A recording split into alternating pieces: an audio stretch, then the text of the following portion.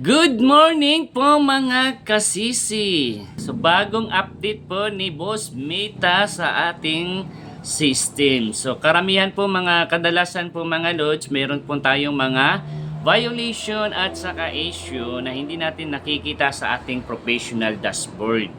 So kapag hindi po natin ito binigyan ng pansin mga loads, is maaari po itong maging sanhi na maging lumala po yung violation natin, at kung monetize na po tayo is baka maging demonetize na po tayo.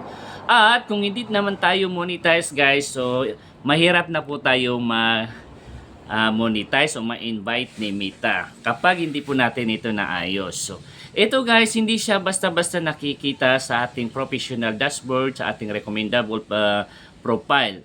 So saan ito makikita guys? Kung gusto nyong malaman, so halik kayo, samahan nyo ako at panoorin nyo hanggang sa dulo. Okay, so ito nga guys. So unang-una is pupunta tayo sa ating Facebook. So pagdating doon sa ating Facebook, is itap natin yung profile picture natin mga loads. And then mapupunta tayo sa ating profile pic. So itap natin yung profile picture natin, and then mapupunta tayo sa ating profile name. So dito sa profile name natin guys, itatap natin yung profile name natin. Then mapupunta naman tayo guys sa transparency and privacy policy.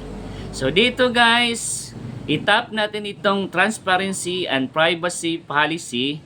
Then mapupunta tayo dito sa ating go to add library. So hanapin natin guys, i-scroll up natin yan siya guys. Nandyan yung go to add library.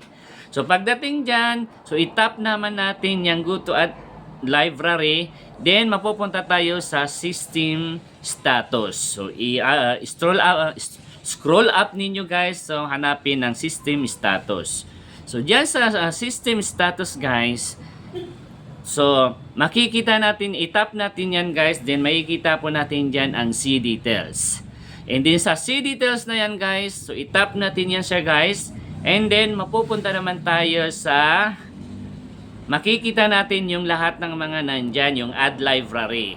So kung makikita nyo guys, kapag naka kulay green yan siya guys, so ibig sabihin wala po yan siyang violation o restriction o ano pa man issue dyan. So ibig sabihin, everyday dapat tinitingnan natin yan guys bago tayo matulog kung may mga issue tayo. So kapag naka-green yan siya guys, na naka-check, good yan siya guys. Pero kung may restriction o issue po kayo guys, so ibig sabihin yan siya is magkukulay red yan siya guys. Tapos naka-indicate doon guys yung violation natin.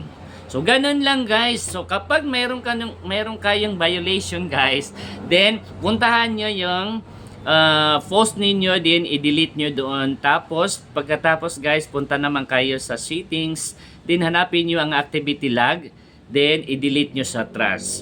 So yan lang guys, kung nakatulong, sana'y nasundan ang video na to, tutorial na ito. Tapos kung nakatulong naman, paki-like and share naman guys para mas marami po tayong matulungan.